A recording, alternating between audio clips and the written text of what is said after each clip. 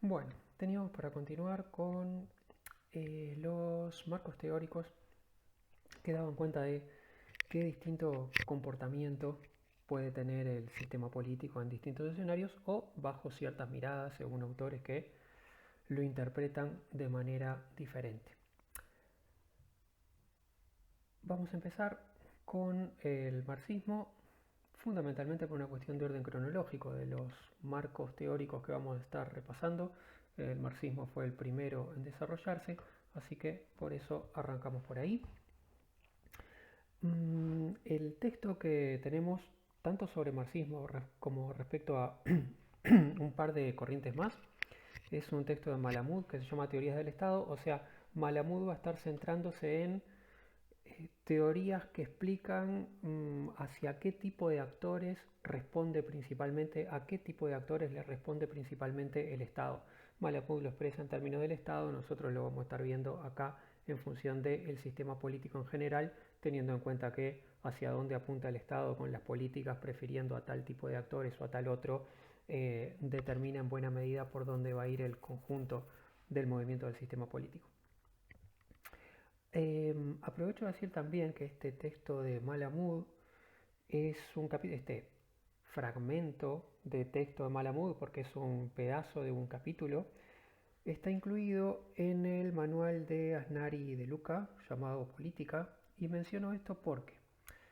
aprovecho a comentar a la pasada que el curso está en buena parte basado, no solamente, pero en gran parte sí, en pedazos de capítulos de tres manuales. Del manual de Ciencia Política de Del Águila, en Ciencia Política de Vallés y en Política de Asnari de Luca, de donde está tomado este fragmento de texto. Menciono esos tres manuales porque eh, con esos tres manuales, teniéndolos a la mano, uno puede tener una introducción a cualquier tema de ciencia política que uno tenga que tratar. Entonces, el día de mañana o de pasado mañana, si ustedes están en cualquier otra actividad y precisan por lo que sea pegarle una mirada a ciertos aspectos de ciencia política que conecta con lo que ustedes estén trabajando, teniendo a mano esos tres libros, pueden sacarse de ahí una referencia, un pantallazo sobre cualquier tema que estén precisando. En definitiva, esos manuales tienen el mismo propósito que este curso, que es repasar todos los temas posibles, habidos y por haber en ciencia política. Entonces, aunque sea para un pantallazo general, pueden buscar cualquier tema con el que anden, que va a estar, y en todo caso, eh, a partir de ahí, aparte de ese pantallazo general, con los autores que están citados en esos libros, pueden entrar a seguir la línea de por dónde pueden ir profundizando en el tema si lo precisan. A su vez, menciono esto también porque más allá de los textos de esos libros que nosotros tenemos incluidos en el curso, el texto del Águila y el de Vallés están en internet disponibles completos en PDF, así que uno los puede tener guardados en una carpeta de la computadora, así como tendría antiguamente un libro en la estantería, y bueno, y lo tiene a mano por cualquier consulta que tenga que hacer. El de Aznar y de Luca no está entero, pero sí se pueden conseguir en internet versión PDF algunos capítulos. Los capítulos fundamentales del libro sí están individualmente, incluyendo este, por ejemplo. Bueno, dicho todo esto, volver a ubicarnos en que estábamos en la unidad 2 del sistema político. Repasamos funcionamiento del sistema político en general, o sea, el, la propuesta de diagrama, de estructura, de cómo organizarse el estudio del sistema político. Vimos como cuestión intermedia distintos modelos que planteaba Vallés de interacción entre los distintos actores en distintos escenarios de política, y habíamos comentado que ese punto estaba puesto para después comparar con las distintas teorías que vamos a estar repasando. Y entonces para cada una de estas teorías después estaría bueno, y dejando esto para la actividad en el foro, eh, ver con qué tipo de modelo de los presentados por Bayes podríamos identificar cada una de estas teorías. ¿Tá? Si tuviéramos que agarrar uno de los tres modelos de Bayes y decir, bueno, de estos tres modelos, ¿cuál encaja mejor con la teoría tal o con la teoría cual? ¿Cómo la representaríamos? Bueno, dejando esa tarea para el foro después y habiendo pasado por los tres modelitos de Bayes, comenzaríamos entonces ahora con el repaso de cada una de las teorías que está puesta por allí. Hay varios textos distintos planteados como referencia porque ninguno de ellos trae un repaso al conjunto de las teorías que vamos a estar repasando. Así que vamos a usar el de Malamud principalmente para las tres primeras, como se pone por allí, para marxismo, elitismo y pluralismo. A su vez vamos a estar usando el de Oliet, que es un capítulo del manual del Águila que mencionaba antes, para el neocorporativismo. Vamos a usar Pegoraro y Sulkowski, que de vuelta es parte de un capítulo de Aznar y de Luca, igual que el texto de Malamud, para temas de gobernanza. Y después hay dos textos que se aplican a campos específicos, el de Beaumont y Dredge, que habla sobre cuestiones de política turística y que refiere concretamente a redes y gobernanza, y el de Davidson y Frickel,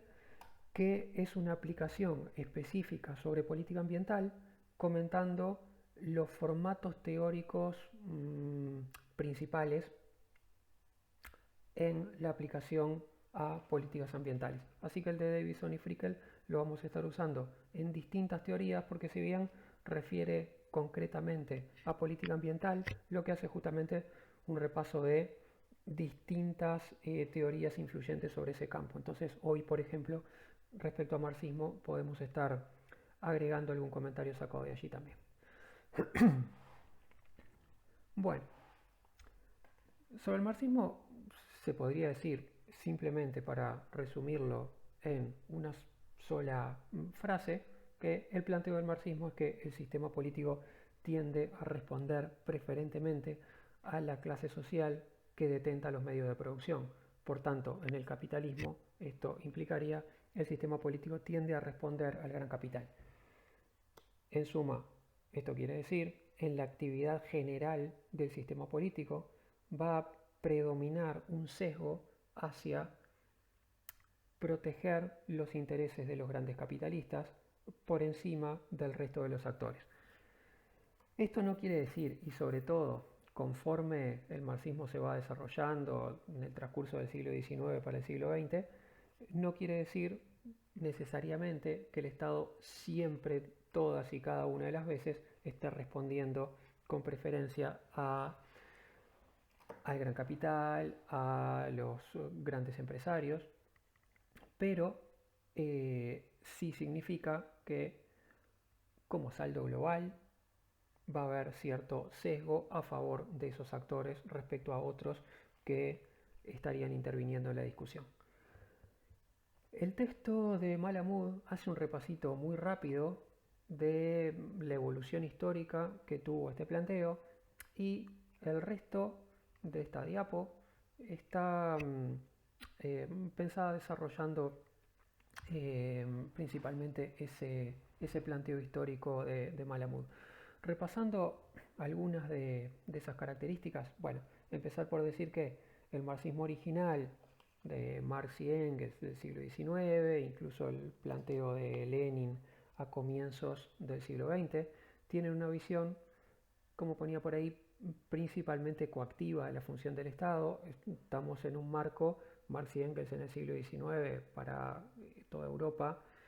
Lenin en el comienzo del siglo XX en el marco de la Rusia zarista, en el marco de un Estado entonces autoritario y represor. Entonces, cuando el marxismo de aquel momento dice el Estado tiende a responder al interés de los grandes capitalistas, al interés de la clase dominante, es bastante sencillo de decir en cuanto a que el aparato instrumental del Estado estaba en aquel momento efectivamente dedicado a reprimir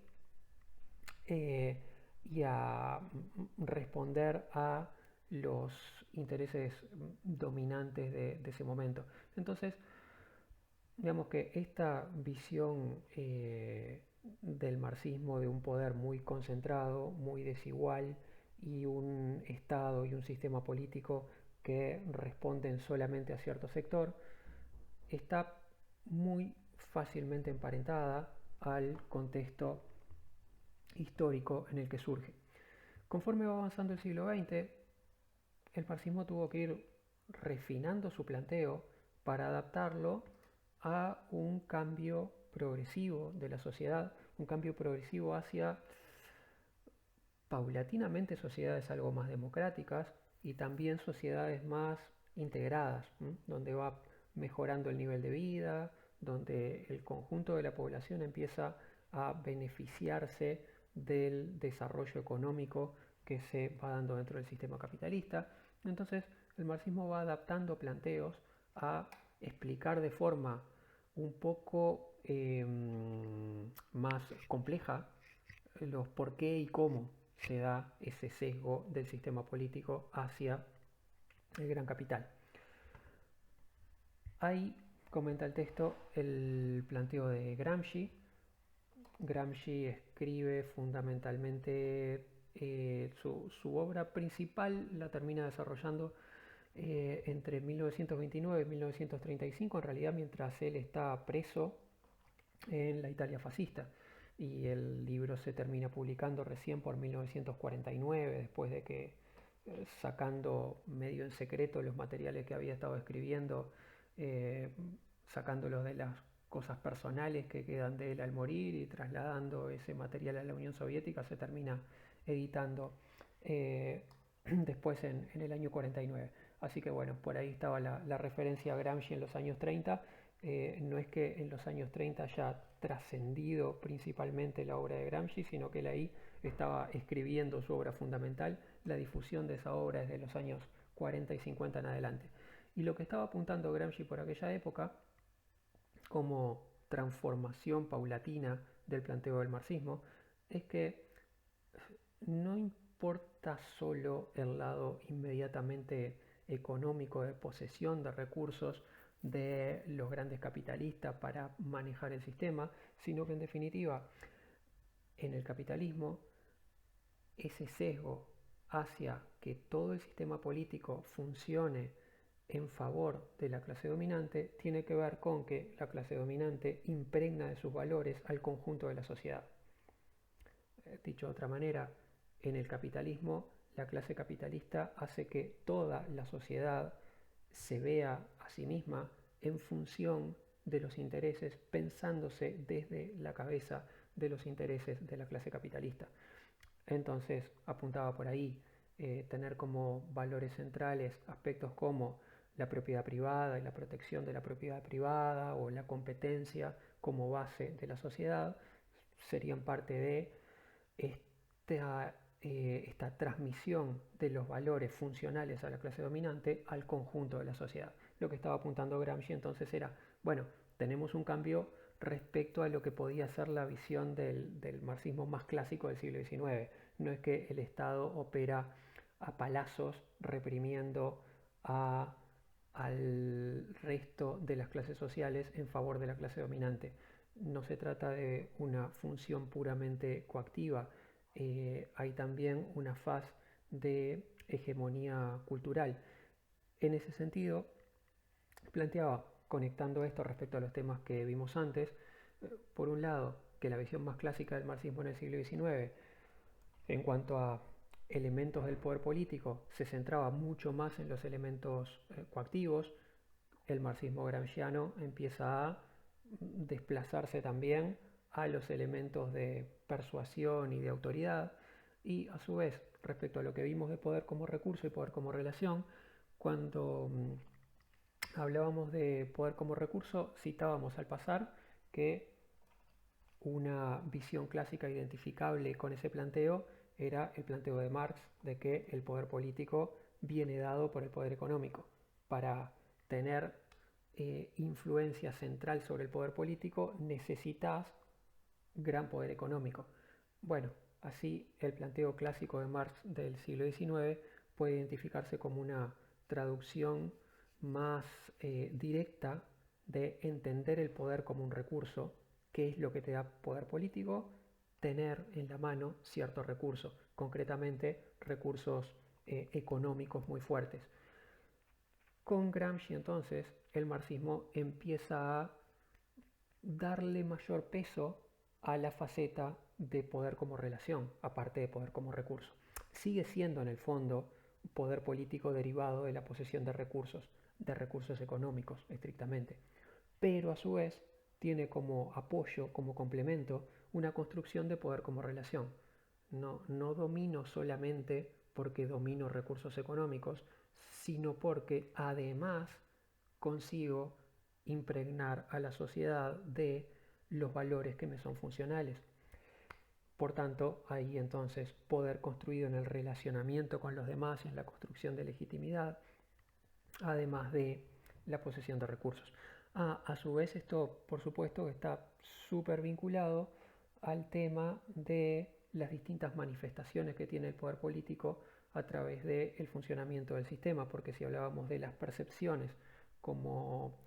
parte del escenario del poder político, la influencia en las percepciones del conjunto de la sociedad sobre qué temas deben ser politizados y de qué manera resolverlos. Bueno, este apunte de Gramsci sobre el lado de hegemonía cultural que ejerce la clase dominante tiene todo que ver con ese aspecto, con el poder político ejercido no solo en la pelea por tomar determinadas decisiones, sino también en algo mucho más invisible y difuso, que es influir en cómo piensa la gente, qué valores tiene y de qué manera piensa que la sociedad tiene que funcionar. Bueno, y otra cosa que el texto desarrolla muy brevemente, y que acá voy a comentar capaz un poquitito más apenas, es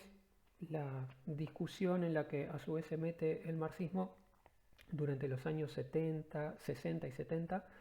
en función principalmente de dos autores, de Miliband por un lado y de Poulantzas por el otro, que escriben los dos sus obras claves en el 69 y por tanto anima mucho el escenario de discusión del marxismo ahí en ese paso de décadas del 60 para el 70. Puja en la cual creo que a la larga el planteo de Miliband tuvo menos influencia y el de Poulantzas terminó teniendo más predicamento dentro del marxismo y entre los autores que han comentado este asunto. Eh, Aunque los dos, si se quiere, tiene su parte de, por supuesto, de apoyo y de articulación a la realidad. El planteo de Miliband iba fundamentalmente, Miliband y Poulantzas en definitiva lo que están discutiendo es por qué, en los términos de ellos, el Estado responde a la clase dominante, a la clase capitalista, en el capitalismo.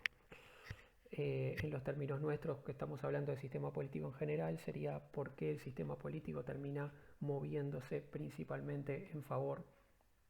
de la clase que detenta los recursos económicos. Y Miliband lo tendría a explicar más bien por una cuestión de proximidad personal. Es, bueno, la gente que está en la dirigencia del Estado viene de los mismos estratos sociales que la gente que detenta el gran poder económico. Van a los mismos colegios, transcurren su vida juntos, están interrelacionados a nivel familiar, por empresas económicas, etcétera, etcétera, viven en un mismo mundo. Entonces, lo que conecta, lo que da unidad a la clase a través del Estado y del empresariado, lo que hace que quienes manejan el Estado respondan al empresariado, es que forman parte del mismo mundo social. Con esto, lo que Miliband dejaba abierto y el texto de Malamud rescata esto, es que cambiando el personal que dirige el Estado, habría margen y posibilidad a que el Estado funcione de manera más autónoma respecto a los intereses de la clase dominante. Decía que cualquiera de los dos planteos tiene su parte de conexión con escenarios reales. Y esto, bueno, pues tal cual. Si uno, por ejemplo, cambia de partido político en la dirección del Estado y de partidos políticos más emparentados y con más relacionamiento con el empresariado, pasa a una dirigencia que está más relacionada a los sindicatos, bueno, pues ciertamente el Estado puede variar un poco los comportamientos que tiene y por lo tanto el sistema político va a responder un poco menos a esos actores y un poco más a otros. Así que por ahí el planteo de Miliband, por ese lado el planteo de Miliband tiene, tiene su asidero. A su vez, Pulanzas, como representante del marxismo estructuralista, como se señala por ahí, hacía otro aporte que fue bien interesante y valorado en la época, y, y es situar esa dependencia del Estado respecto a la clase dominante en una cuestión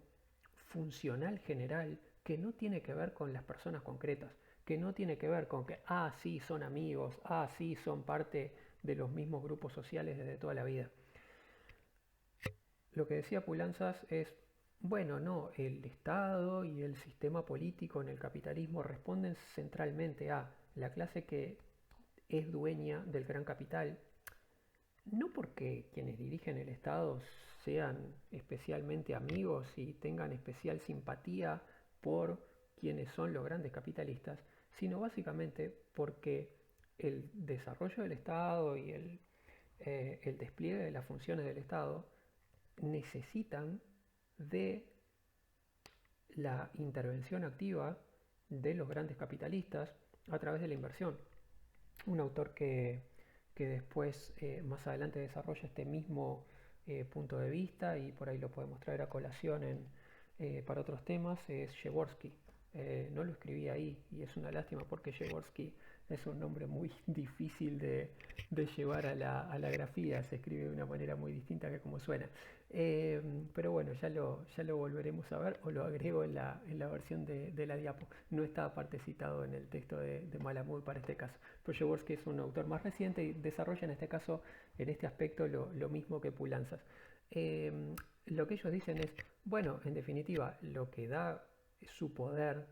a la clase capitalista es que tiene capital para invertir. Entonces, ¿por qué el sistema político tiende a actuar sesgadamente a favor de los grandes capitalistas? No necesariamente por una cuestión de simpatía, simplemente por una cuestión de que se precisa que esas personas inviertan. Si, si porque creen que el sistema político no lo favoreció lo suficiente y no le da las condiciones que ellos querrían para jugarse la inversión, no invierten, toda la actividad del Estado y por tanto la del sistema político puede entrar en problemas. En definitiva, entonces, esa necesidad de inversión privada en el sistema, necesidad del Estado de recaudar, mantener el nivel de recaudación implica mantener el nivel de actividad, mantener el nivel de actividad precisa del empresariado y precisa de esa inversión privada. El Estado precisa además estabilidad en el desarrollo económico. Bueno, pues todas esas cosas quedan en riesgo si el gran empresariado se retira o se contrae porque piensa que no está obteniendo el nivel de beneficios que quiere obtener. Para Pulanzas entonces, para Przeworski después, lo que da su poder, su incidencia a la clase capitalista respecto al Estado, respecto al sistema político, es fundamentalmente eso. ¿Tá? Entonces la cuestión, la dependencia del sistema respecto a la actitud, a las decisiones individuales del gran capital, es una dependencia funcional y no necesariamente política ni ideológica. No depende de que quienes estén dirigiendo al Estado sean más amigos o menos amigos de los grandes capitalistas. De vuelta acá, el planteo de Pulanzas tiene también su parte, su pieza de articulación con realidades que uno puede ver alrededor. Transformando la frase que ya habíamos dicho para Miliband, acá la cuestión sería, a pesar de que cambie el partido político que dirige el Estado y si tiene ya de base más relación con los empresarios o más relación con los sindicatos, cualquiera de los elencos políticos que tome la dirección del Estado y del sistema político va a tener que tener especial cuidado en cómo trata con el empresariado. Y con el gran empresariado, con el gran capital, mucho más. Bueno, por eso entonces para Pulanzas la cosa no dependía principalmente de cercanía, sino de dependencia funcional. Se tiende a tratar con más cuidado a un cierto actor, en definitiva, a beneficiarlo en mayor medida que a otros, porque estructuralmente se depende más de ese actor que de otros. Para cerrar entonces ponía en esta otra imagen un repaso a críticas y aspectos de reivindicación que ha tenido este tipo de argumentos, fundamentalmente mirando desde finales del siglo XX para acá. Y los dos planteos críticos y reivindicativos creo que podrían plantearse como opuestos y complementarios. En uno, lo que trataba de rescatar es cómo al marxismo se le hace cada vez más difícil sostener su argumento básico original y por el otro lado cómo sí otros factores hacen que tener en cuenta esa influencia es algo cada vez más obvio y más visible. Entonces, por un lado, por el lado de las críticas, desde mediados del siglo XX para acá, se hace cada vez más dudoso, como apuntaba por ahí, que el sistema responda siempre sistemáticamente a favor de la clase alta o a favor de la clase capitalista. Una cosa era decir, el Estado responde a los intereses del gran capital a mediados del siglo XIX, cuando en muchos países estaban prohibidos los sindicatos y a los trabajadores no los dejaban ni siquiera votar, que decirlo en la segunda mitad del siglo XX o en el siglo XXI, cuando los trabajadores votan, cuando los sindicatos son parte de la construcción de las políticas públicas, cuando buena parte de la intervención del Estado tiene que ver con regular las relaciones laborales y tiene que ver con el desarrollo de políticas sociales que buscan por lo general apuntalar fundamentalmente a los sectores de menor ingreso o bien a la clase media. Entonces, bueno, el despliegue de políticas del sistema político, el despliegue del Estado, ha estado cada vez más vinculado a favorecer otros intereses distintos de los del gran capital y por tanto la argumentación marxista más clásica se va haciendo más difícil con el tiempo. Por otro lado, hay un argumento que al revés hace cada vez más obvio que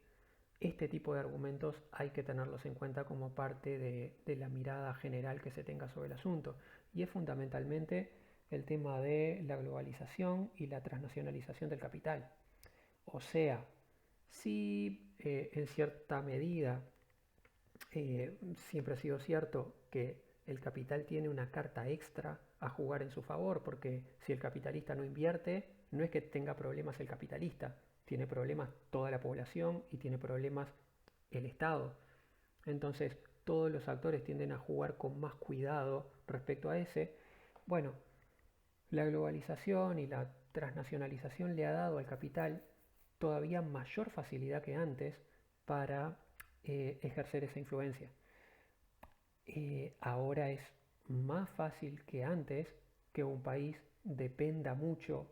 de capital que se invierte o no se invierte, porque los países tienden a depender cada vez más de capital extranjero. Mientras que más atrás en la historia los países tendían a depender de la dotación de capital adentro del país, o sea, a depender de los capitalistas privados, pero fundamentalmente de los capitalistas privados del país. Actualmente con la globalización los países tienden a depender en gran medida de decisiones de los capitalistas privados que ni siquiera son de ese país, que están en otro lado y que están eligiendo dónde invierten. Entonces, con capitalistas que con mucha más facilidad que antes eligen si van a invertir acá o si van a invertir en otro lado, las posibilidades de condicionar a esos actores es menor y por el contrario, la posibilidad de que se tienda a darles un trato especialmente favorable es mucho mayor que antes. Bueno, por eso muchas veces se ha dicho en este sentido, la mirada marxista clásica ha influido al conjunto de las miradas sobre el sistema político. En distintas teorías que tenemos para repasar más adelante, se puede ir viendo cómo en parte fueron dándole más peso a este último argumento. O sea, incluso teorías que desde su posición más clásica y original rechazaban de plano el argumento marxista, paulatinamente fueron incorporando esta idea de, bueno, que tiende a haber un sesgo relativamente favorable hacia esos grupos, que esos grupos en el punto de partida tienen algunas cartas más para jugar respecto a influencia política que los demás, es cierto. ¿Tá? Entonces este punto, este sesgo, es, es incluso ahora admitido más allá del propio marxismo y sería por tanto una de las facetas en el que el marxismo se ve más reivindicado. Por otra parte, otra cuestión, una última cuestión que quería señalar respecto a aspectos problemáticos del marxismo, aspectos de crítica y a su vez aspectos de reivindicación, es por un lado, como crítica y muy relacionado al punto anterior, la tarea que el marxismo se pone encima de pretender demostrar que siempre la realidad opera según el mismo patrón. En definitiva, el argumento del marxismo, como había planteado al inicio, es el sistema político siempre funciona sesgado a favor de los grandes intereses económicos. Bueno, pues como comentaba antes, se hace cada vez más difícil demostrar que eso siempre es así. En definitiva, para cada una de las teorías, y después vamos a ver otras, que apuntan a explicar toda la realidad de una cierta manera, el mundo es así, demostrar científicamente que el mundo siempre es así resulta bastante complejo, si no completamente imposible.